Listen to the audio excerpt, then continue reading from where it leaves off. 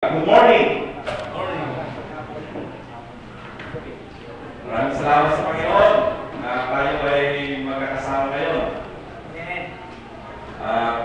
Buti na tayo din nagkakasama. Kasi noong June 8, mayroong mabigat na pagsubok na dumating sa akin. Ako ay na-aksidente. At salamat sa Panginoon na iningatan ng Panginoon.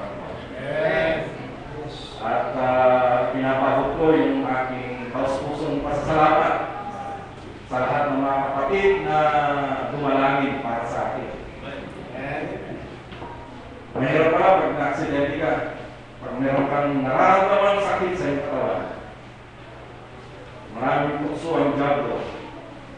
Pero salamat sa Panginoon, sa mga hamon ninyo, ako'y napalakas. Tuwing nababasa ko sa Facebook, dinadalangin kita kapatid, alam ko ng Diyos ang isang tulong sa akin. At salamat sa Panginoon, ako'y pinagaling ng ating Panginoon. Wala meron pa mga konting nararamdaman sa katawan, pero alam ko na ako'y pinagaling na ng Panginoon. At salamat sa Panginoon na kasama ninyo ako ngayon. Tayo magkakasama mga kapatid. Muli kong nakita yung mga kapatid sa iba't ibang galing sa iba't ibang lugar at nagagalak ang aking puso na tayo ay magkakasama mga kapatid. At ang araw na ito ay alam ko na tayo ay magpapalain ng ating Panginoon. Sapagkat napakadakila ng Diyos na ating pinaglilingkuran. At tayo mapalad na tayo ay dinagdag sa kanyang pamilya. Walang iba kundi ang iglesia ng ating Panginoon. Ang iglesia ng Diyos. Tayo ay hindi napabilang dito, hindi tayo pumasok dito, sapagkat ito hindi pinapasukan. Kundi kung tayo ay naligtas mula sa kasalanan, ang Diyos ang siyang nagdaragdag sa atin. Tayo ay kanyang idinaragdag sa kanyang iglesia. At kung tayo ay kasama sa iglesia ng ating Panginoon, kailangan tayo manatiligan. Sapagkat darating ang araw, sakat saya muli pagparito ng ating Panginoon sa Kristo, ang kanyang kukunin na walang iba kundi ang kanyang iglesia. Kaya naman, tayo nandito na magkakapatid, magpatuloy tayo sa paglilingkod sa Panginoon. Magpatuloy tayo na maghamunan sa isa't isa. Magpatuloy tayo na magbigan sa isa't isa. Sapagkat siya ang nagbibigay ng lakas sa bawat isa sa atin. At yun ang ating nakita sa ating buhay.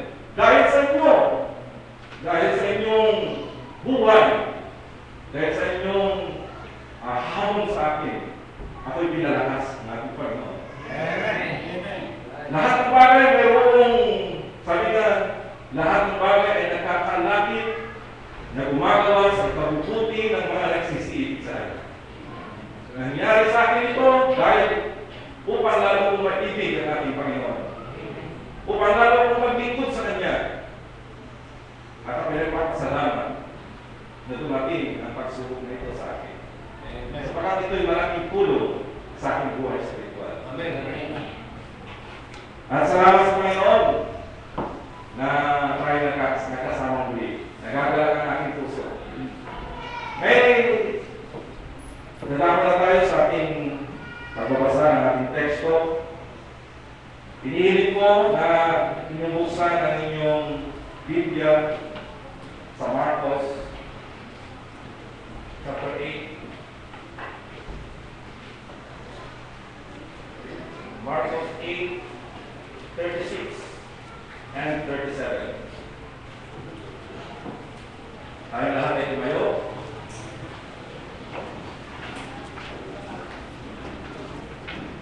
Sapagkat ano ang mapapakinabangan ng tao na mamanta ng buong sanglibutan at mapapahama ang kanyang buhay.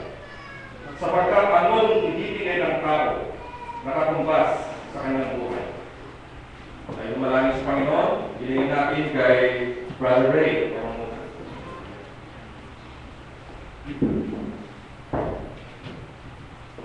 Maraming Diyos na nilingin sa lahat. Amen.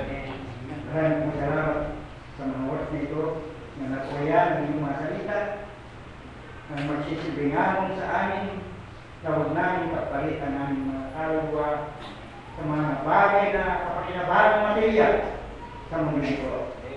Sapagkat ang mahalaga, Panginoon, na pangwalan ka, walang iba kundi ang espiritual na kayamanan. Kaya sa oras na ito, pagpalain po kami sa inyong mga salita at gamitin mo ang aming kapatid, Panginoon, na kasangkapan mo pagpindabi sa pagpapala, Panginoon, espiritual sa mga na aming nakikinig. Para po Jesus, ito yung Amen. Ang paulat po ng ating mensahe sa mga ito ay may pamagat ng man's most precious property. Ang pinakamahalagang pag-aari ng tao. Kung ito ay itatanong ko sa inyo, ano ang pinakamahalagang pag-aari? Ano ang yung isasagot? Mahal kung ikaw ay mayroong kayamanan, sasabihin mo, ang aking kayamanan ang siyang pinakamahalagang pag-aari ko. O kung maging kagaya ka ni Henry C., siya ang number one most richest Filipino, si Henry C. Kung pumunta kayo sa SM, siya yung may-ari mo. Lahat ng SM dito sa buong Pilipinas. Yung kanyang net worth is 9.1 billion. Hindi peso. Dollar. Yan ang kanyang net worth. 9.1 billion dollars. So kung titigan natin, napakayaman ng tao ito. Maaaring sa kanya, ito ang kanyang pinakamahalagang pag-aari. Ang pumapangalawa hindi.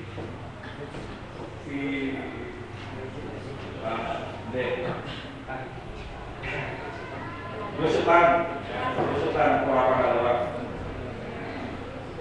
Dito din yung kanyang pera, dollars. Pero huwag na tayo pumunta sa mga pinakamayaman ng mga Pilipino. Pupunta tayo sa the most richest men in the world. Sino yun? Si Carlos Slim Helio. Carlos Slim Helio. Hindi na si hindi si Bill Gates. Number 2 na lang siya. Alam niyo yung kanyang network? $69 billion. Kung ikaw mag-work mo yun sa peso, kalaki halaga, trillion. Kung nasa iyo ang kayamanan ito, ito ba yung pinakamahalagang pag-aari mo? Dito sa nabasa natin, sabi niya, mapagtan mo ang buong sanglibutan, mapapahamak naman ang iyong kaluluwa. Anong mapapakinabangan? Hindi lang $69 billion. Ang sabi niya, buong sanglibutan. Mapasan na lahat yan. Yan ba ang pinakamahalagang pag-aari mo? E kung minsan ang tao, meron lang siyang konting 1,000 pesos sa bangko. Sinasabi niya, ito na yung pinakamahalagang pag-aari ko. Iniingat-ingatan niya. Lagi niya iniisip kung paano niya itong mapalago. Pero alamin niyo, hindi ang kayamanan, hindi ang pera ang pinakamahalagang pag-aari natin. Sabi na rito, during the 50s, an American missionary on board of a presidential liner, when recognized organ players in the USA, was requested to perform. He played so good, receiving a great applause from the crowd. So meron ng isang missionary na nakasakay sa presidential liner at nalaman ng mga tao doon na siya ay isa sa pinakamagagaling na manutugtog ng organ. At siya ay nag-request sila sa kanya na siya itutugtog ng magandang music. At nang siya tumugtog, anong ginawa ng mga tao? Nagpapalakpakan sila. Sapagkat ang tao nito ay napakahusay tumugtog ng organ. Isa sa mga pinakamagagaling na organ player sa USA. Ngayon, meron isang businessman. Sabi ko, he was approached by a businessman saying, "Friend, if you will make me your manager, we will tour around the world for your performance. And I will guarantee you $100,000 a month." Pero isang businessman, lumapit, in-approach niya yung missionary na yun. Sabi niya, kung ako ang magiging manager mo, magtutur tayo sa iba't-ibang lugar. At ipinapangako ko sa iyo, bibigyan kita ng $100,000 a month. Napakalaking halaga mo.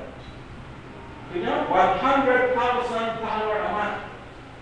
Pero ang sinabi ng missionary, the missionary answered, "Have your money, my friend. If I could only win one soul in my missionary work, that is worth more than the world."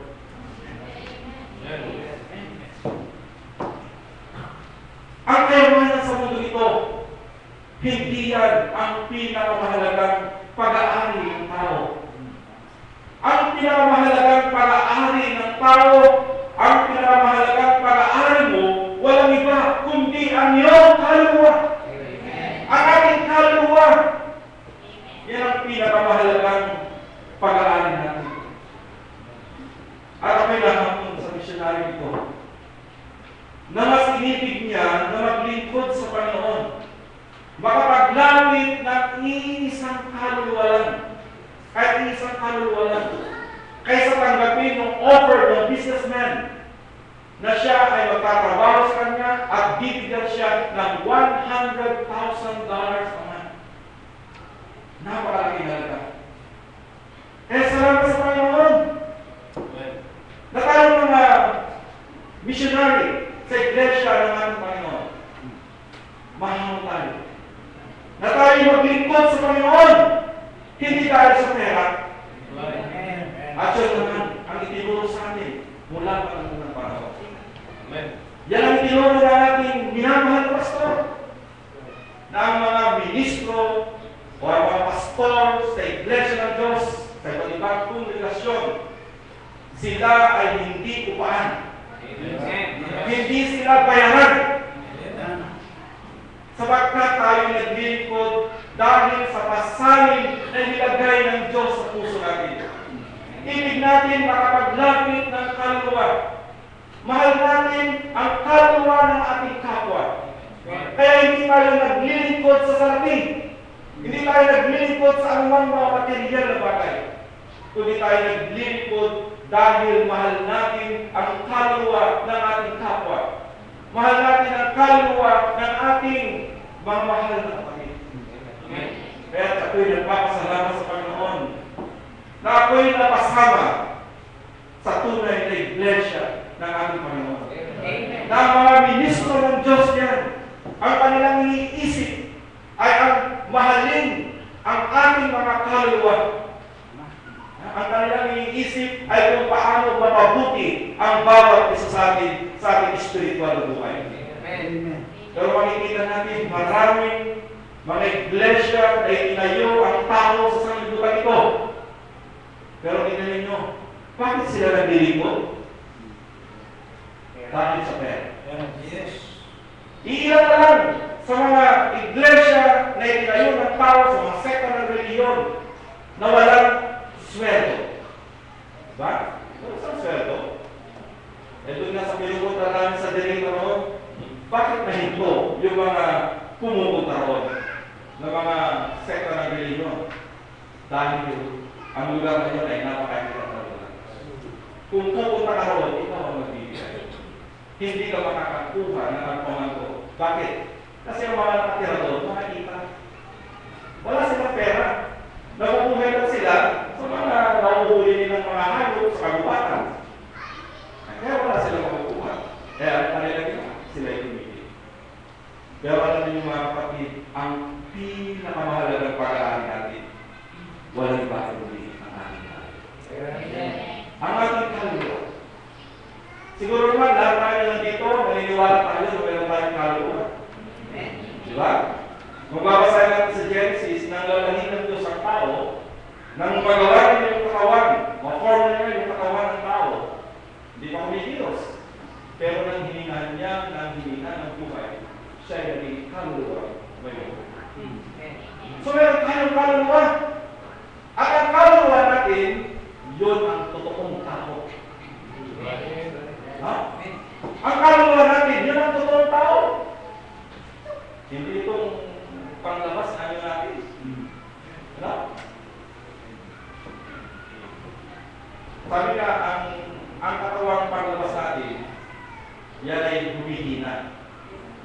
Diba? Tingnan yung mga natin mga pastor. Diba? Dati malalakas sila. Ngayon medyo nagkakaroon na sila ng sakit. Yung mga iba dyan, meron ng arthritis. Diba? Ako nga, high blood na ako. Meron diabetes na. May brother Luis. Ako naman, makakalimutin na ako. Kasi yung epekto siguro ng pagkaka-accident ito, kaya po minsan, hindi ko na kayo kilala. Sabi nga ni Sister Raquel, baka hindi mo na ako makilala na. Sabi niya, hindi naman siguro, makikilala ko pa rin siya. So, makikita natin mga kapatid, no? Na ang ating kaluluwa ang pinakamahalagang pag-aari na. Sabi ko, man's life is the kind of soul he has. Ang buhay na ng tao, doon makikita kung ano uri ng kaluluwa mayroon tayo. Kaya tayo nandito. Kahit pumunta sa convention na ito, kasi ibig natin mapagpala tayo sa ating buhay spiritual. Diba? Tayo naparito, ibig natin na lalo tayong lumago sa ating pananampalataya. Yun ba yung ating dinanasan? Kaya ka nagpunta rito? Sabi ka ng Brother Manny kanina, nagpunta ka ba rito para sa pleasure? Para magliwalim? Mamasyal? Yun bang layunin mo rito? Kaya ka nandito ngayon? Napunta ka ba rito para mag-enjoy? I-enjoy mo yung vacation mo? Kasi meron tayong pagod ka na sa pag-aaral, sa trabaho, kaya sasabihin mo naman, mag-relax naman ako. Yun ba ang layunin mo kung bakit ka nandito?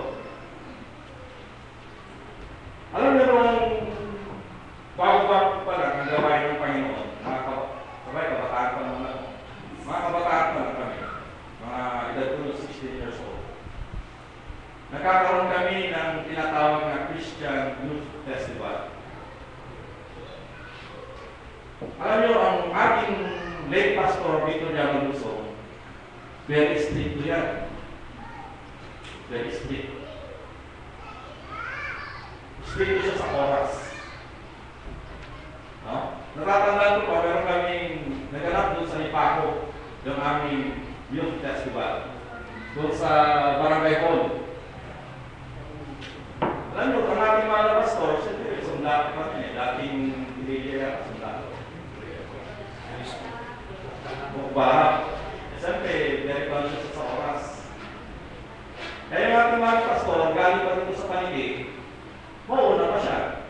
8 o'clock nandun, 7 o'clock nandun na siya. Eh ngayon, naghihintay siya. 8 o'clock na, wala pa yung mga kabataan. Alam niyo, imbis na magse-sermon siya na mayroong outline, nag-sermon siya na walang outline. Kasi ibig niya na kaming mga kabataan ay maging maayos yung kalagayan ng aming kaluluwa. Yes. Mahal niya ang aming kaluluwa. Eh kahit masakit yung aming narinig na kanyang sinasabi, yun ay tinanggap namin. Dahil mahal niya kami. During mo naman, alas 8 na, wala pa yung mga kabataan. Ang natatanda kong sinabi niya, bakit? Nagtatagal pa kayo sa salamin? Anong ginagawa niyo sa mukha ninyo? Supply ng supply? Hindi. Tayo ay nandito para ibig natin tayo mapagpala. Nakikita ko maraming mga kabataan na nandito. Alam niyo, dati kabataan din ako, nagaya ninyo. Ganyan din ang nakikita. Nung ako'y tumanggap sa aking Panginoon. At ako'y nahamon, tuwing nagkakaroon ng ganitong mga pagkakatipo. At sinasamantala ko yung pagkakataon na yan upang ako'y mapagpala. At tuwing dumarating ang mga ganitong pagkakatipon, hindi pwedeng hindi kami lalapit sa altar upang ilapit ang aming sarili sa Panginoon. Dahil hindi namin kami mapagpala sa aming buhay espiritual. Kaya tayo nandito ngayon upang ating masaliksik ang kalagayan ng ating mga kaluluwa. Hindi tayo napunta rito para sa ating kawan. Hindi tayo naparito para makinabang ng mga bagay na material. Tayo ay naparito upang makinabang sa mga bagay na espiritual. Kaya ngayon, saliksikin natin ang kalagayan ng ating mga kaluluwa. Ano ang kondisyon ng iyong kaluluwa? Sabi ko nga, ito ay makikita sa iyong buhay. Kung ano ang kalagayan ng iyong kaluluwa. Ngayon, mayroong tatlong kalagayan ang kaluluwa ng isang tao. Una, siya ay makasalanan. Pag sinabing makasalanan, ikaw ay gumagawa ng kasalanan. At ang tanging makakaalam lang niya na kung ikaw ay gumagawa ng kasalanan, walang iba kundi ikaw at ang ating Panginoon. Kaya alam mo ngayon kung ang kalagayan ng iyong kaluluwa ay gumagawa pa ng kasalanan. Alam mo ngayon kung meron ka pang kasalanan na ginagawa. Kung ikaw ay hindi paligtas mula sa kasalanan. Alam mo yan sa iyong sarili. Ano sabi ng banal na kasulatan? Ang nagtatakip ng pagsalansang hindi giginawa. Hindi ko alam kung ano ang kalagayan ng inyong puso. Hindi ko alam. Pero ang Diyos alam niya. Sa mga nandito ng mga kabataan, alam ng Diyos kung mayroon ka pa kasalanan ginagawa. At yan ang kalagayan ng iyong kaluluwa. At sinasabi ng banal na kasulatan sa Ezekiel 18:4, ang kaluluwang gumagawa ng kasalanan ay mamamatay.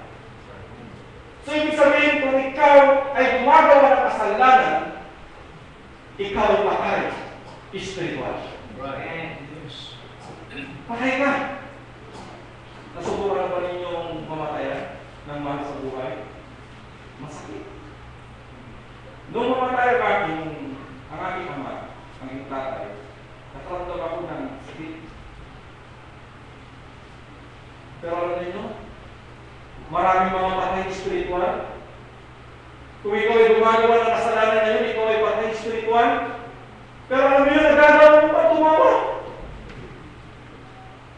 Nagagawa mo pa umalakad. Nagagawa mo pa masaya. Ikaw ay patay spiritual. Iyan ang kalagayan ng iyong kaluluwa. Maaaring sabihin mo naman, ako'y Kristiyano na. Tinanggap ko ng ating Panginoon. Pero ano kalagayan ng iyong kaluluwa? Buhay ka, pero nangihina naman. Buhay ka, pero malnourished naman. Payat na payat. Nangihina. Napakaganda itong ating tema sa umagang ito, sa ating convention. Victorious Church. Paano magiging matagumpay ang Iglesia ng Diyos kung ang ating mga kaluluwa nangihina? Kailangan natin ng kalakasan. At ang convention na ito ay ating ginaganap para ma-recharge ang ating kaluluwa, ang ating spiritual na buhay. Para tayo ay mapalakas. Amen. Di ba? Right. Amen. Pero sana, inumpisahan natin malakas tayo ngayon, nagpapatuloy tayong malakas, at hanggang sa wakas tayo nagmalakas. Eh kung minsan, wala tayo nakikita, pag-araw ng convention, malakas tayo, mga ilang pa, o mga ilang buwan, ayun na naman, mahina na naman. Kasi hindi ka nagtagumpay sa iyong paglapit sa ating Panginoon. Kaya sa umagang ito mga kapatid, nandito tayo. Ano ang kalagayan ng iyong kaluluwa? Malnourished? Nangihina? Ayaw. Kung ibig natin maging malakas ang ating buhay spiritual, ang ating kaluluwa, kailangan mabot natin yung ikalawang gawain ng biyaya. Yung full sanctification. Ano sinabi doon sa Apokalipsis? Yung malahininga, isusukat ng ating Panginoon. So hindi na panahon na ang atin na manatili ka sa kalagayan mong malahininga. Sa kalagayan mong inarga at binago ng Espiritu Santo. Kung yan ang kalagayan ng iyong kaluluwa, hindi ka lubusang malakas. Ikaw ay mahina. Kaya kailangan mo ngayon ng kalakasang espiritual. Kailangan mo ngayon ng Panginoon sa iyong buhay. Kailangan mong lumapit sa ating Panginoon. So sabi nga, a sinner's soul is lost. Nawala daw yung kaluluwa ng isang tao makasalanan. Lost. Nawala. Nasubukan ba ninyong mawalan? Noong kami papunta sa Mindanao, nandito pa na kami sa Maliki, nahulog yung pitaka ko doon sa tricycle. Sumambulan yung pera, hindi na masyadong walang mga 5,000 yung sumambulan. Buti na lang na nakakuha yung bulsa ko, kaya bumalik kami. Kaya lang, pinagagawa na ng mga tricycle drivers. Pinagagawa nila, kung yung kanyang kuha. Nakita ka. Nung makita na nila, takbuhan na. Kailangan yung takbuhan. Ay, yung 500,000, medyo mabigat na rin yun, di ba? 5,000 pala. 5,000. Medyo mabigat na rin, di ba? So, medyo masakit din. Parang pala yun 1/4 ng sweldo ko.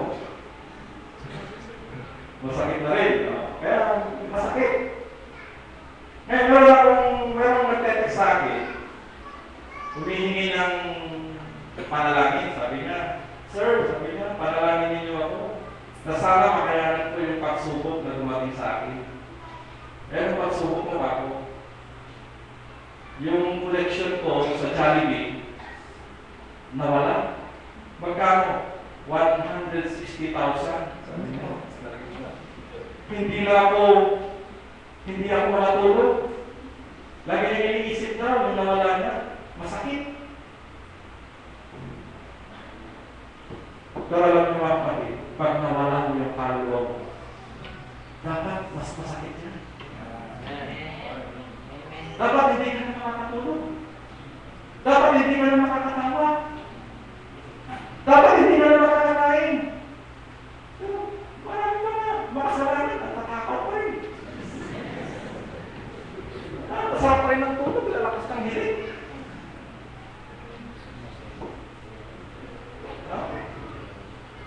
Ganun din, kung hindi mo pa lubusang ibinigay ang buhay mo sa Panginoon, kailangan makita mo ang iyong kalagayan. No? Dapat ganyan ang iyong kalagayan spiritual, katulad mo yung isang taong makasalanan, na wala rin pag-asa sa iyong buhay. Kaya tayo ay nandito para ating makilala ang ating mga sarili, ang ating kaluluwa, at ang tanging upang dadaloy ang pagpapala ng Diyos sa puso ng bawat isa sa atin, isang bagay lang ang dapat natin gawin, tayo ay magpakabala. Ano ba ang ating kalagayan? Kung ikaw ay ministro ng Diyos, ikaw ay pastor, kung nakita mo na mayroong kakulangan sa iyong buhay spiritual, kailangan mo lumapit. Kung ikaw ay Sunday school teacher, kung ikaw ay diakono, ano naman ang iyong tungkulin sa gawain ng ating Panginoon, dapat kang lumapit kung nakita mo ang iyong pangailangan spiritual. Sapagkat ang conversion nito, hindi lang sa mga makasalanan, hindi lang sa mga inaring ganap, binago ng Espiritu Santo, kundi para sa ating lahat. Kaya napakaganda na ating ilapit ang ating sarili sa ating Panginoon. Kaya sabi na rito, man's greatest loss is his unsaved soul. Your greatest loss is your unsaved soul. Hindi yung 5,000 na wala sa akin, hindi yung greatest loss ko. Hindi yung 160,000 na nawala nung nagtatrabaho sa Jollibee. O yung nawala mong 1 million, hindi. Yung mga sa Amerika, pag nalugi yung sa ibang klase, pag nalugi yung kanilang negosyo, nag-stock nila, medyo bankrupt na. Anong ginagawa nila? Nagpapakamatay sila. Alam mo, hindi yun ang greatest loss ng tao. Ang dakilang nawala mo ay ang iyong unsaved soul. Kaya kung ikaw ay hindi paligtas sa walang ito, napakalaki ng iyong nawala. Ang pinakamahalagang pag-aari mo ay nawala mo. Pero, may pagkakataon pa. Salamat sa Panginoon, may pagkakataon pa. At hindi pagkakataon lang na nandito ka. Mayroong layunin ng Diyos kung bakit ka tayo. Mayroong layunin ng Diyos kung bakit ka nandito. Kaya kung ikaw hindi paligtas, gumagawa ka ng kasalanan, ang pinakamahalagang pag-aari mo, nawala mo. Kaya kailangan mo ngayon lumapit sa Panginoon. Tanggapin siya bilang iyong tagapagligtas. Pagsisihan ang iyong mga kasalanan.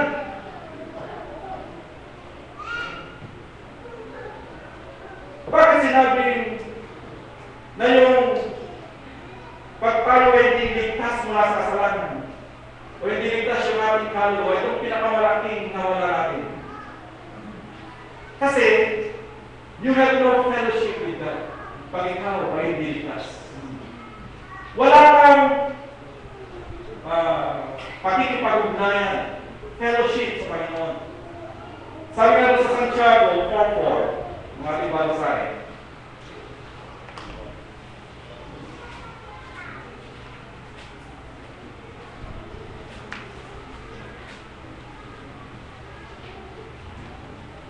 Kayong mga kalunya, hindi ba ninyo nalalaman na ang pakikipagkaibigan sa sanglibutan ay pakikipag-away sa Diyos.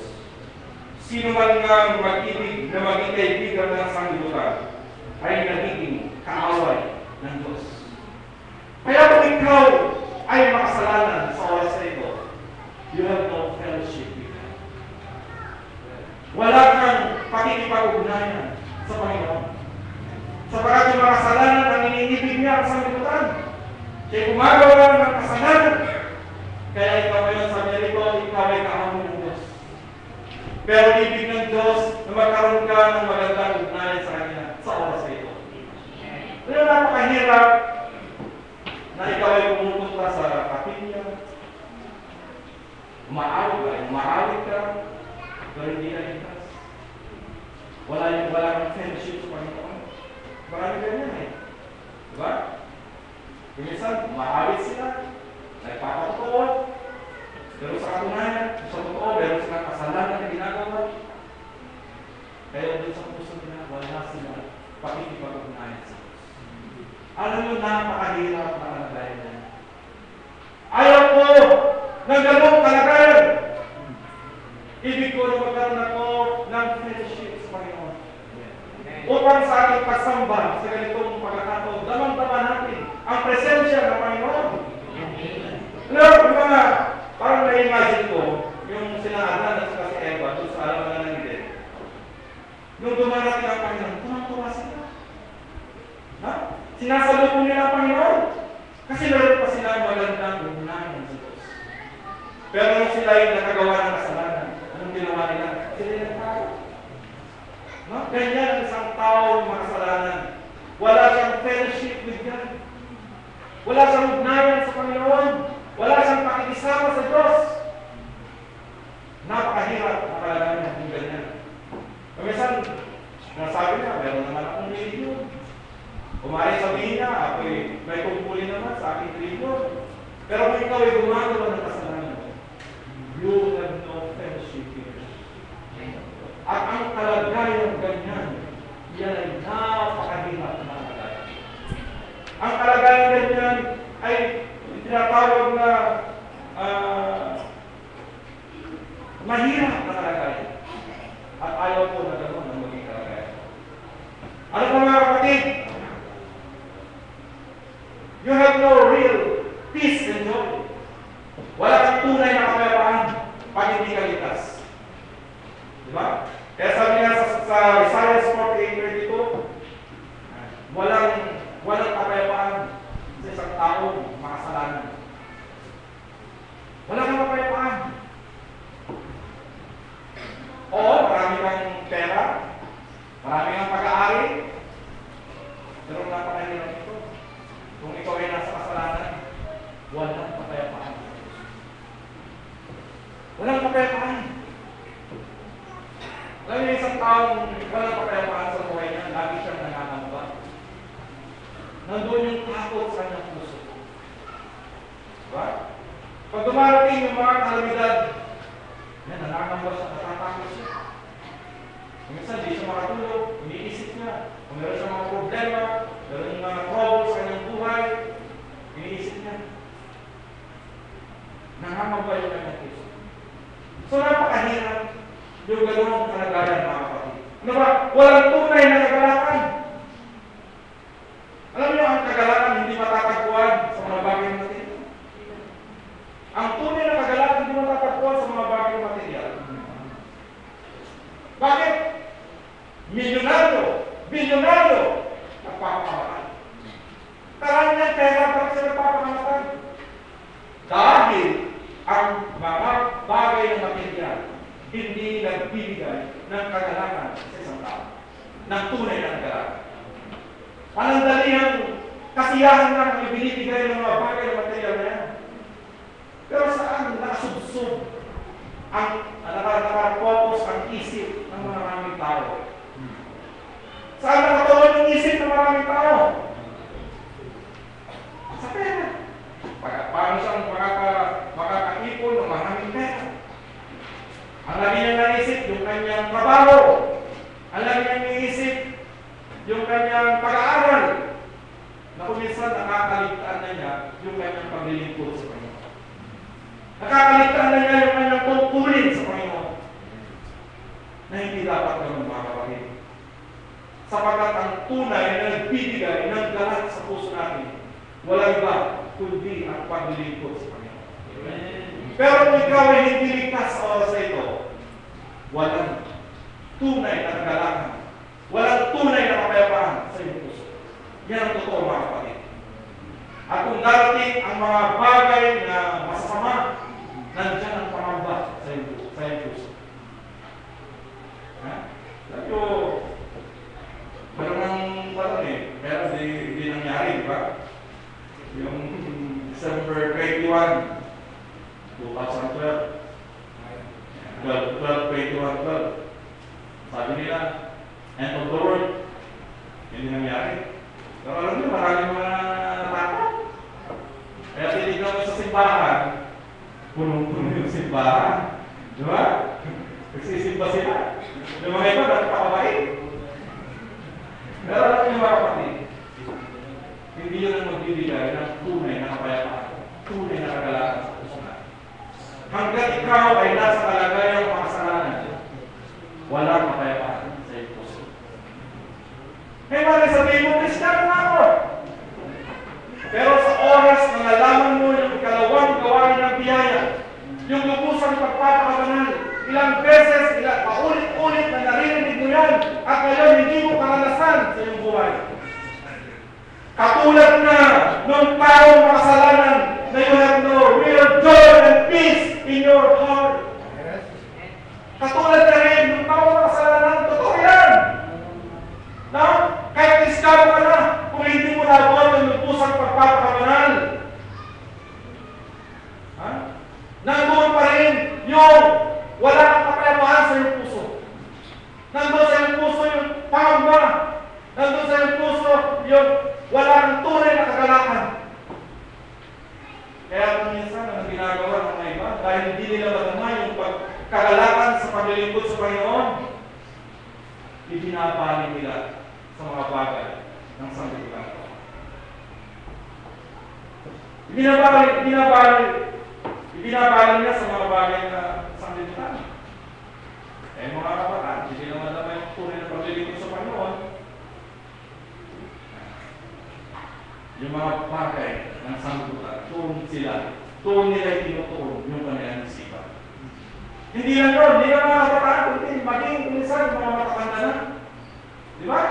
Doon nila binabahalin yung kanilang isipan. Kaya pagdating ng araw, mababalitaan na lang, tumalikod siya sa kanyang pananampalataya. Kaya kung ibig mo na maranasan ang tunay na kagalakan, tunay na kapayapaan sa iyong puso, kailangan abutin mo yung ikalawang gawain ng biyaya. Iyan lubusan ang iyong buhay sa Panginoon. Kaya tayo ay naririto para ibigay natin lubusan ng ating buhay sa Kanya. Yes. Napakabuti ng Diyos na umibig sa atin.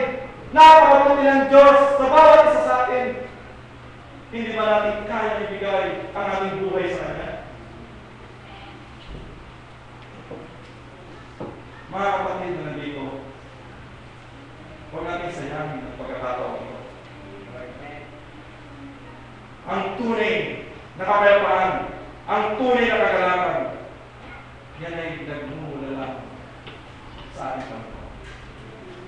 Kung ating aayusin ang kalagayan ng ating mga kaluluwa, kaya kung nakita mo na mayroong kakulangan sa iyong kaluluwa, hindi mo pa talaga ibinigay ng lubusan ng buhay sa Panginoon, binigay mo sa Panginoon. Ha? Kung ikaw ay gumagawa para kasalanan, gumagawa ka sa Panginoon. Pagsisihan mo yung mga kasalanan mo. At ito pa, kung bakit ang pag-itiligtas sa iyong kaluluwa, ito ang pinakamalaking nawala sa iyo. Sabi ito, you have no hope of heaven. Wala kang pag-asa sa langit. Pag namatay ka, wala kang pag-asa sa langit. Kaya kung hindi ka ligtas sa oras na ito, wala kang pag-asa sa langit pag dumating ang kamatayan sa iyo. Alam niyo, kamatayan, bigla-bigla. Kaya kung Gagagara ng mukhang mo. Di naman mabilis. Tumawid yung aso. Nagkasakit. Buti na lang may helmet ako. Akala nila patay na ako kasi nangisay daw ako ng 2 beses. Binuhay pa rin ako ng Panginoon. Salamat sa Panginoon. Pero nakakatanda natin, parang sakit sa mata mo, darating ang kamatayan sa iyo. Hindi mo inaasahan yan. Eh paano kung hindi ka ligtas? Paano kung hindi mo binigay na lupusan ng iyong buhay sa Panginoon? Wala kang pag-asa sa langit. Sayang ang pagkakataon na binigay ng Diyos sa iyo. Sayang ang pagkakataon na binigay ng Diyos sa iyo. Kaya kailangan mong magpahababa sa harapan natin. Napakahirap yung kalagayan na hindi ka ligtas. Napakahirap yung kalagayan na hindi mo pa ibinigay na lupusan ng iyong buhay sa Panginoon. Bakit? Kapagpulit. Laging inaalagaan. Matigas sa ulo. Napakahirap kung gano'n kalagayan. Ibig ng Panginoon na mapabuti ang kalagayan ng iyong kaluluwa. Ibig ng Diyos na mapalakas ang iyong kaluluwa sa oras na ito. Kaya kailangan mo, Panginoon, lapitan siya sa iyong buhay.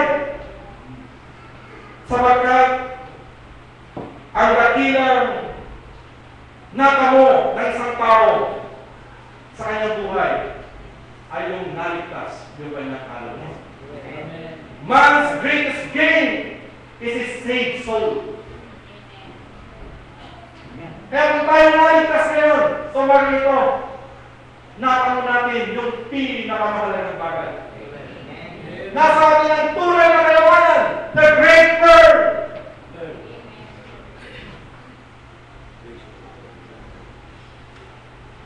Nasa atin ang tunay na kayamanan. Oo, mahirap ka ng buhay. Kung magkatrabaho ka, maaaring sweldo mo, kasang-kasa lang sa kinikita mo. Pero mga iba, kulang. Kapag ito, sino na tayo pagkukulangan, di ba? Hindi na kayong pangako. Pero alam nyo, pag nasa yung kaligtasan, ikaw ang pinakamayaman sa buong mundo. Dahil mo, si Carlos Slim, Helu, na mayroon $69 billion. Kaya mapalag tayo kung tayo ligtas. Pero mapalag, sabi ko, nasa iyo yung tunay na kayamanan. Pero ano yung mukha naman, hindi yung ligtas. Parang naluminichi. Ha? Kaya gawin natin yung kaganakan sa paglilingkod sa Panginoon. Kahit meron tayong nadadama sa ating katawan. Kahit meron tayong karamdaman na nadadama sa ating katawan, pero pasigla pa rin tayo. Di ba? Ngayon, pag ganitong December, lumarating sa akin yung meron akong sakit. Pag malamig, nagkakaroon ako ng vertigo, nahihilo ako. Pero salamat sa Panginoon. Hindi hanggang naman. Ang Diyos ang nagpapagaling sa ating karamdaman. Dahil ibig natin na tayo mapagpala sa ating buhay sa ito. Kaya mga kapatid, the greatest gain ay yung maligtas ang iyong kaluluwa. Kaya kung ikaw ngayon ay hindi paligtas, wala sa iyo yung dakilang bagay, ang tunay na kayamanan, wala sa iyo. Ngayon, nasa iyo na. Sinaligtas ka na. Naranasan mo na yung pagbabago ng Espiritu Santo. Pero ang nangyari, nag-backslide ka. O kaya yung mga ibang pinababayaan nila yung kanilang kaluluwa. Pinababayaan nila yung kanilang kaluluwa. Inuuna nila yung mga bagay na material at napapabayaan yung mga bagay na espiritual. Minsan, may mga pagkakatipon, inuuna na yung kanyang trabaho. Prayer meeting, malakas ang pasada ngayon. prayer meeting, meron akong dapat maayusin sa trabaho. Okay, prayer meeting, masakit yung katawan ko, napagod ako sa trabaho, hindi na ako pupunta. Ganun ba? Mas higit na pinapahalagan mo yung mga bagay na material kaysa sa mga bagay na spiritual? Ano sinabi ng banal na kasulatan? Hanapin mo muna ang kanyang kaharian at ang kanyang katwiran at lahat ng mga bagay ay daragdag sa iyo. Daragdag sa atin. So kung hanapin mo muna yung mga bagay spiritual, hindi ka pagkukulangin ng Panginoon.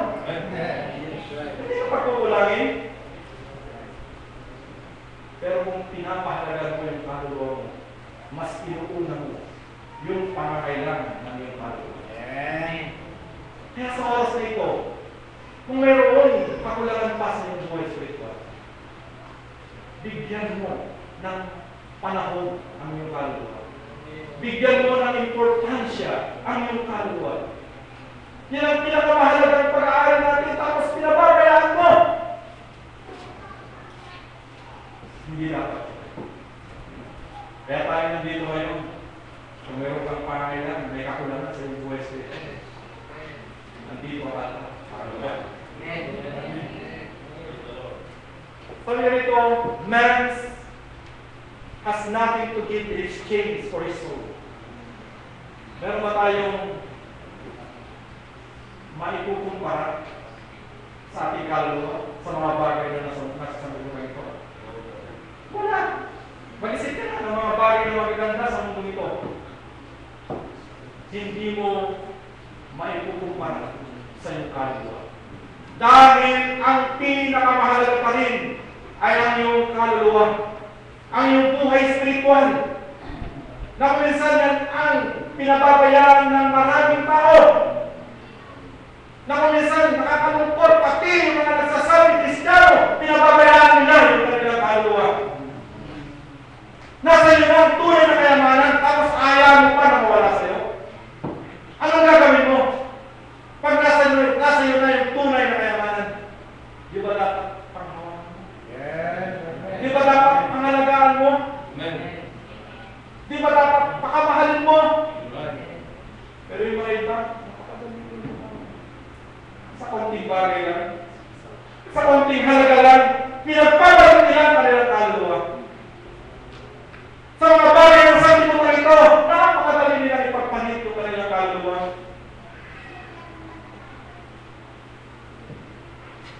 Napakahalaga ng ating kaluluwa. Sabi ito, his soul, your soul is worth more than the whole world. Mas mahalaga ang iyong kaluluwa kaysa sa kayamanan ng buong sanlibutan. At ito pa mga kapatid, the blood of Christ is the price of your soul. The blood of Christ. Sino tayo para alalahan ng Diyos? Tayo kahit sa araw. Hindi pala po, napakababa natin. Pero hindi nyo ba alam? Tayo ay binigyan halaga ng Diyos. Napakababa natin. Dapat sana nung tayo nagkasala, parusahan na tayo. Pero hindi niya natin siya. Sabi nga sa 2 Peter chapter 3 verse 9, ang Diyos ay nagpapahinuhod. Ang Panginoon ay nagpapahinuhod na hindi na ibig ng sino man ay mapahamak, kundi mga sisi sa kanyang mga kasalanan. Yan ang ibig ng Panginoon. Ganon din sa mga Kristiyano na hindi pa talaga binigyan ng buhay nila sa Panginoon. Ang dugo ng ating Panginoon sa Kristo, ang siyang halaga, ang siyang tumubos sa ating mga kasalanan. Namatay ang ating Panginoon sa Kristo dahil sa atin. Meron ang laging sinasabi si Pastor na kahit daw yung isang kaluluwa na yan nagkasala, at ang tanging paraan para maligtas yung isang kaluluwa na yan ay ang kamatayan ng ating Panginoon sa Kristo. Ang Panginoon sa Kristo ay mamamatay pa rin dahil sa isang kaluluwa na yan. Ganyan kahalaga ang ating kaluluwa. Kaya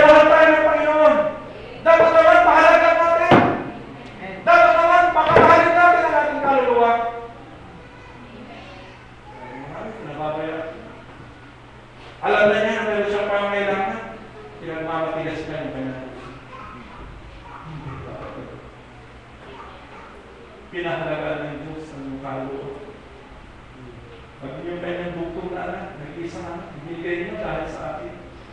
Ganyan ang pagpapahalaga ng Diyos sa kaloob natin. Tapos, wawala ka ng kagunan ng kaloob. Pero yung pa rin ulit na. Nandito tayo sa ating convention para ilapit ang sarili sa Panginoon. Kaya kung nagaman mo sa iyong puso, may pangangailangan ka. Hindi ka baligtas, lumapit ka. Kung hindi mo talaga ibinigay pa yung buhay mo sa Panginoon, ito lang para ibigay yung buhay mo sa Kanya. Ang kaluluwa natin, it is our most precious property. At wala tayong may pupunta sa ating kaluluwa. Kaya kung may pangangailangan ka, lumapit. Kaya dito tayo. Ayaw natin kung dito sa Espiritu Santo sa puso ng bawat isa. Kaya kung may pangangailangan ka, huwag mong pag-matigasin ang puso. Magpakababa ka sa harapan.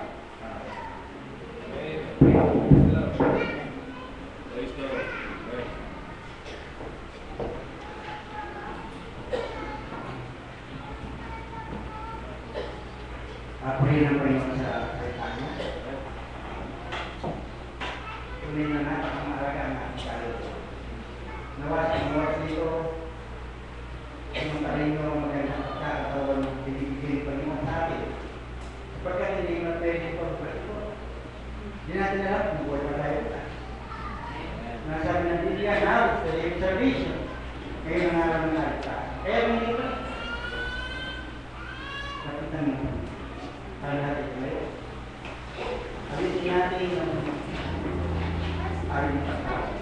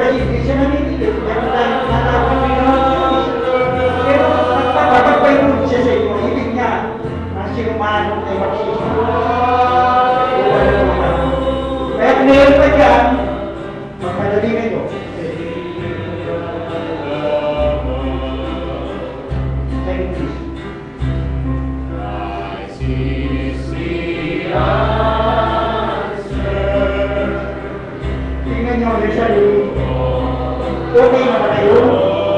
Kung uulit kayo ng ating Panginoon sa oras na ito, matityak na Panginoon natin. Kung meron kayong diferensya sa inyong kaluluwa, sasabihin ko sa inyo, kayo nakakalaga na. Kaya maganda, palunas ninyo sa Panginoon ang iyong problema spiritual. Amen. Palunas ninyo. Pagkauwi kayo, nalupay kayo. Pag-ibig pag-ibig kayo sa inyong pamilya.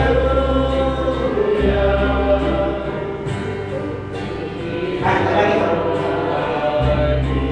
Wala na ito na natin. Meron pa yan. Tuloy nga ang natin. Meron pang mapang. Mapagpayudan natin kayo. Binibigyan pa kayong pagkakataon. Kung meron pa kayong analysis, sabihin pa lang pumuntok na kayo sa pagkakataon. Dahil sa Sa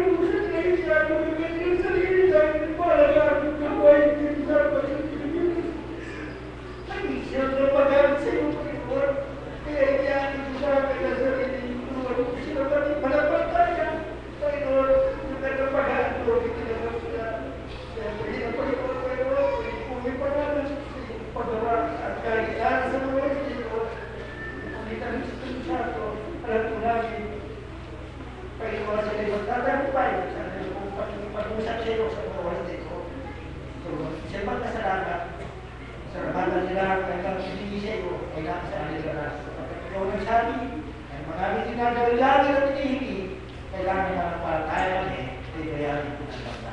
Sa pangarap ko lang ang Panginoon Diyos. Amen.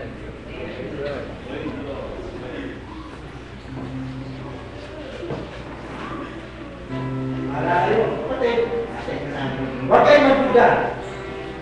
Diablo, Rusya, akin hindi pa, kaya, sana sa inyo, tinanggap ko na, masisinaw ko na.